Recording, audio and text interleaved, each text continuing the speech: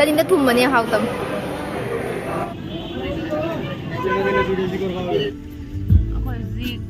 Bagan lebih tadi. Wow, wow, sana singa thori. Wakalgi haurak famoi bana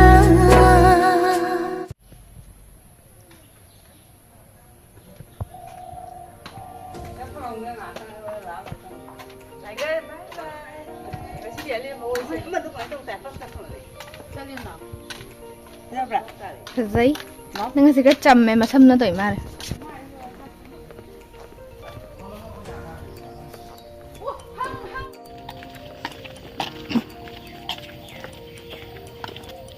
Ay, ngarang hindi na lala yung bazaar deh kita ni hindi.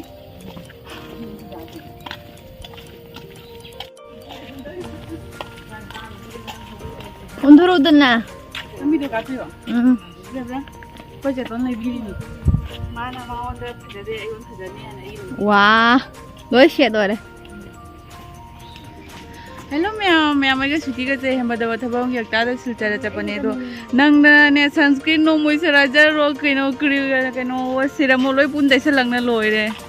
pura mai se pura loi ra la e kari ki chal do lau ba lai du wow wow akoi lau ba lai ni se nung koi le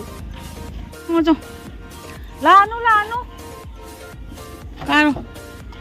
kari ki chali na do horan ulage khara chakhalaga si cha ra da mi la mi bao gì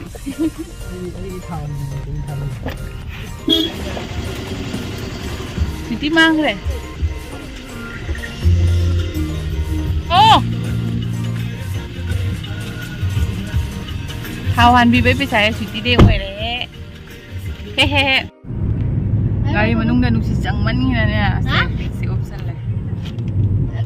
cái ta thì cái này là nên ra thì cái tăng trả tao kêu ngay tao kìa ये जाते ngoài tiêu là mình cho nên trả तू ताते cái này đi cô ngao đấy thì cô ngao bây giờ ngao tên là vấn gì Khi mình lấy hoa tông vàng ngang làm mấy gì Acil lah kan saya mau ngambil nó bay phun ra bay bây mà khao cái này cái đi khăn luôn nó Saya mau bawa macam mana dia aku pun mau kerja ni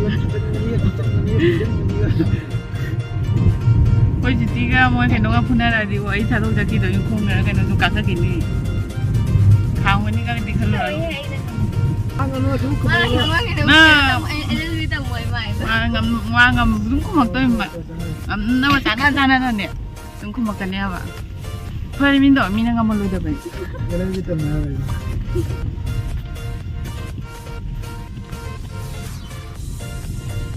ấy là men cần kia là gì nó cần ngao thì có biết cái này đang chụp đi bật đây một xe đi thế thử đây Có rất là hay những cái gì làm em dưới đầu nó ra nó thay đâu đi phải nó hai gần rồi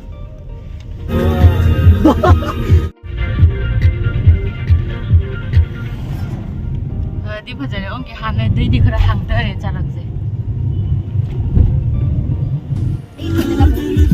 mình nuôi cái xe quay này có chế tụi nó photo cáp có gì bagan lebih tadi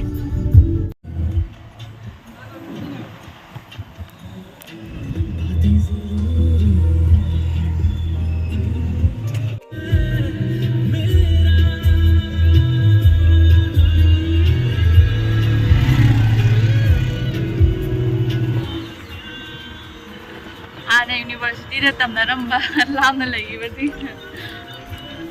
ngai ro mai pura ga miss taurani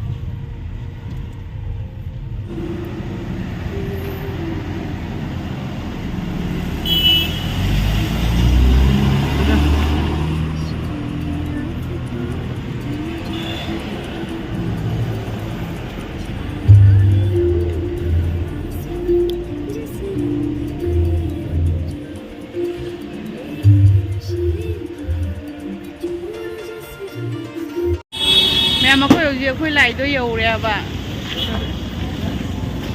gần như khơi lại rồi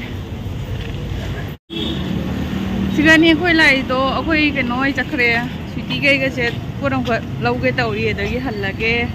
bara đâu ấy chạy lên nè bà cô bara đã chắc thùng là cha là ní đấy cái đang thiêng cái hẳn là ní cho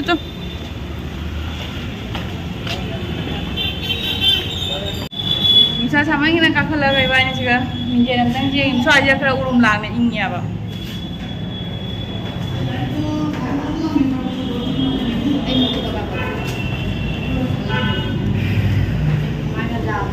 Aku uji Bazaar cala ke, jadi suiti cak thonga pijau lagi, jadi kadang thanda orang taruh ni, kadang ingna halan ni apa. Aku uji Bazaar cala ke, suiti uji Bazaar. Đây đi han mà môi Bazaar cho tôi mẹ bà, anh nó cái hoài nó ít khăng đi môi Bazaar xe, đó, chắc là cái gì mà cả.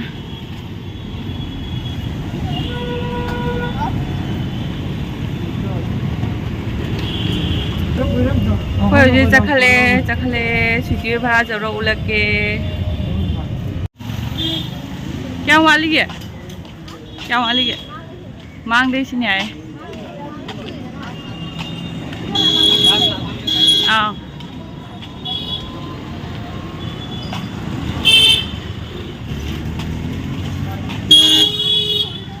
Cái đấy.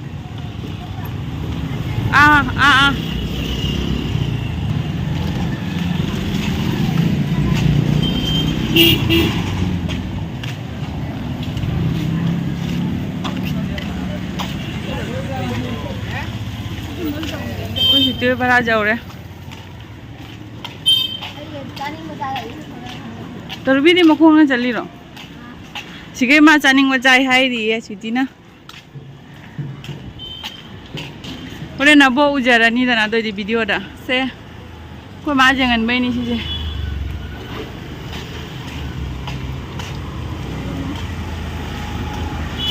Muncullah mau itu.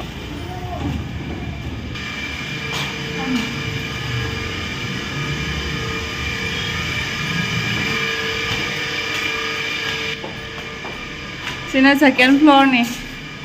Video ada sini third. Ay wo habe kelak tu ini. Wah naik kelak apa sih kak? Ay kerja tu sih kalau ibu nuai ramu ibu. Maya ini teraga. Penoda wo ibu nuai ni. Kita tu kasih nabiti.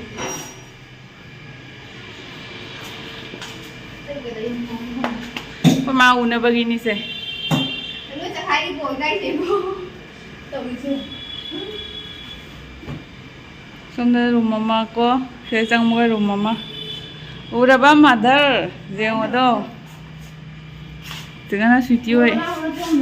Lagi video thả gì vậy bạn?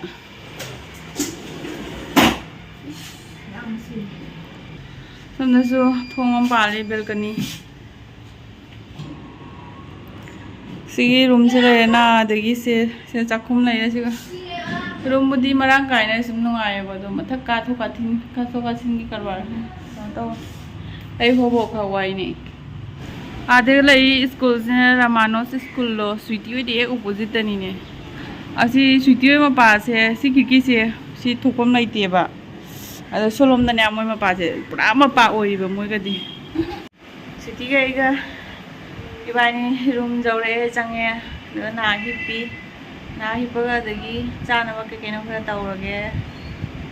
we ulage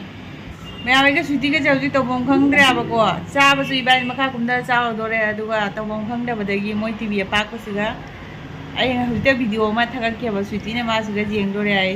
aptang jeng de ye isai video ta de ulak kya ba katang ka oi tharo tharo se tharo Ming ni sar tau hi na. sana singha do tharo kai nu nang thi do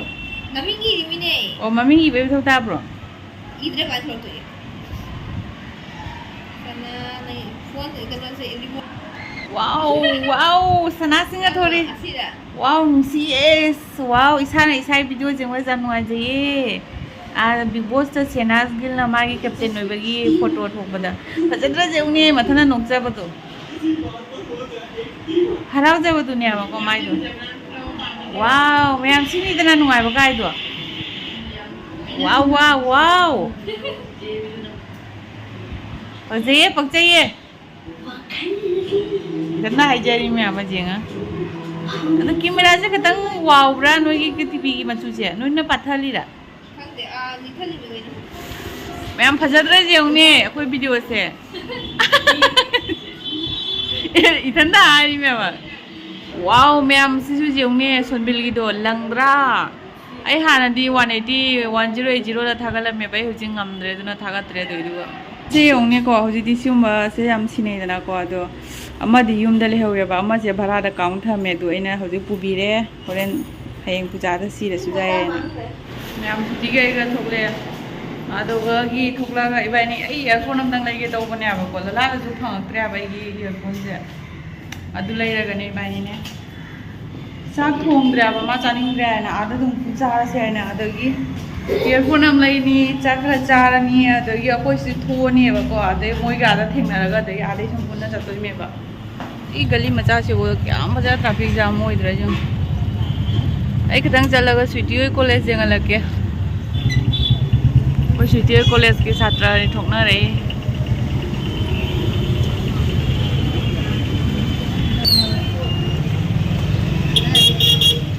कोई स्वीटी college women college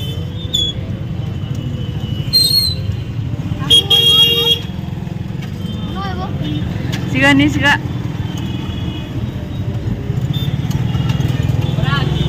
चला रे हमारे के चंगम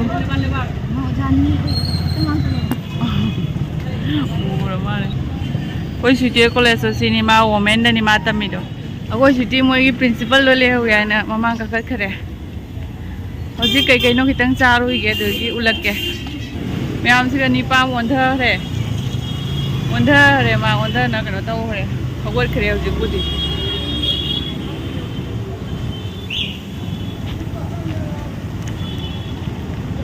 कैसुंगी तो होद्रे कोई सिगा सिगारो ओ से shortcut ने आए कुछ दियो दी तुम चले बिना मोई खांगे बाको कोई ना वो मरम त लाकोनी ना काउथोखिए बा सिगासु दाबानी ना फजा फजाबा सेना मम्मी इंगी याम इंगना चिगना याम होई नुआइना नाक्तंग तुमिना फंबगिने असिसिना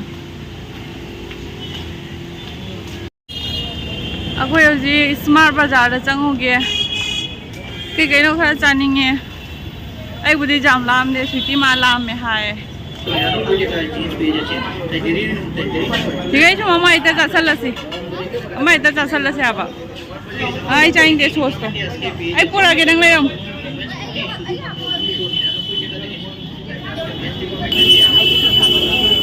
हाय है काटना है चलो भाई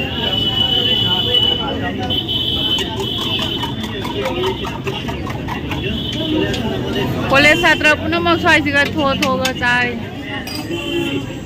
भी बजा मांगे ना रोज जाना दिंगे चकला में चाउमीन चावल नाइरी चलो को चाउमीन चावल दो भी जामन ये माना उतार लाचन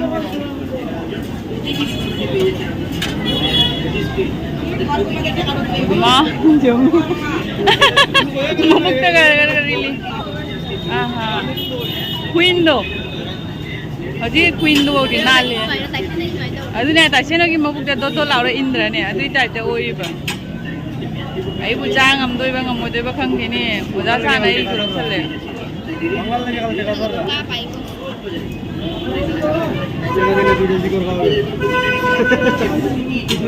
माइसे सोस हापे आई सोस चादेबा अरे जेरुम हापो हाइदे माने उल्टा हापचनने उल्टा ता लेरमे जेरुम का हाप लेरमे चारगे को हैनद्रसु चा लरगा मुलगे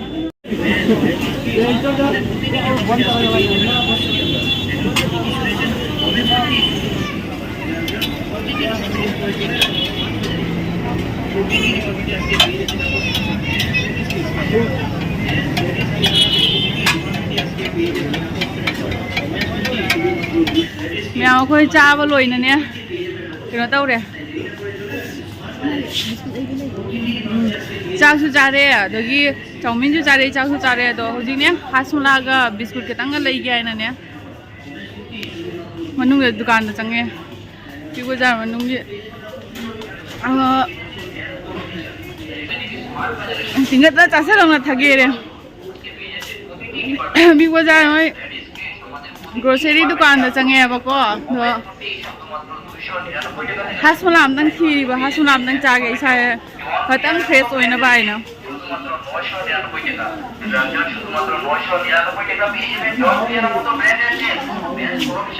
चलैते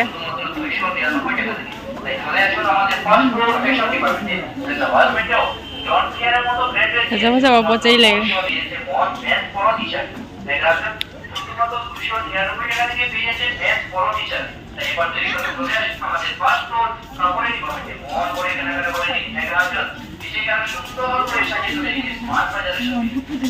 siya mo ura ba yun kay kino ma'am lining है लाइनिंग में मैम उरे तौ दो रे दना से चंगा Meena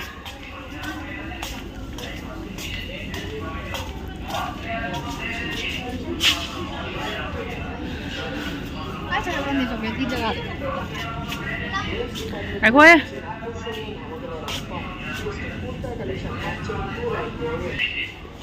Sisi ay pam ni pam ba sar law na sundoga kok pa do. Singho tang law ge. मैं आपको सिटी ना हास वाला बिजे दो रे अन तौ बदगी आई काय काय कारक ना तौ इसों पंगजेंग दे जेंगे पोट सिंह तंग ले मिदा कोई मागी हाउ बखल लो जा मथुम बका लेउ नुई खरा कनो अखरा जम लेउ ने अथुम जा मथुम जान यार करीम से ई दे खरा हाउ डिजाइन दनी पे के सुम जई चाबा ngमोय अथुम बदनी थुम जावदबा नबोके उदंग लेबिगे दो बोलो अथुम बा हत सिकदंग लौरे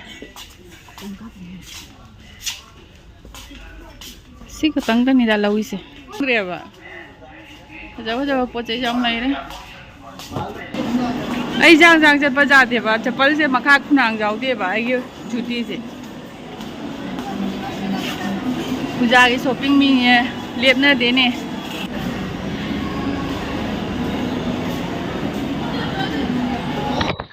मैं भाई नि मथक तने को कई कई नो खरा चा से ना चुकारे मोई तन जे चाव फजई दे उबदा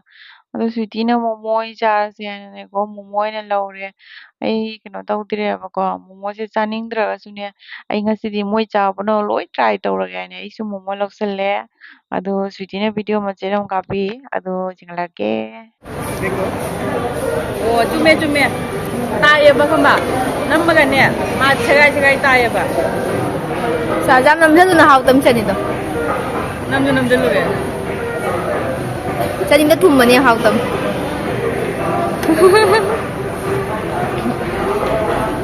नवी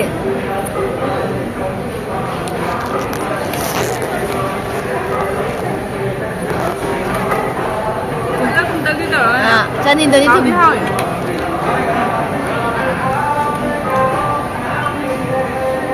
अखोय उजी थोड़े